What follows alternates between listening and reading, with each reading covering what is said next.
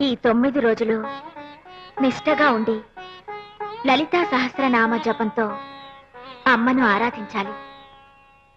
ఈ నవరాత్రి 9 దినాలు గడప దాటి బయటికి వెళ్ళకూడదు. కామం మనసులోకి కూడా రాకూడదు. భర్తను కూడా పవిత్ర భావంతో చూడాలి. తులసి అంత పవిత్రంగా ఉండాలి. సావిత్రి అంత పట్టుదల కావాలి.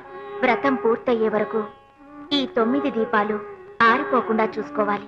ఈ దీక్ష ఫలిస్తే కోటి జన్మల సౌభాగ్యం ఈ జన్మలో నిన్ను దీర్ఘ సుమంగళిని చేస్తుంది.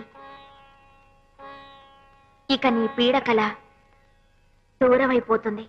నేను నీకు తోబుట్టుని కాకపోయినా ఇంత తోడుగా నిలిచావు. నీకు నాకు సంబంధం ఏమిటి? ఈ వ్రతాన్ని ఆ ఇంటితో సంబంధం ఉన్నవాళ్లే చేయాలి. 3 ముళ్ళు పడిన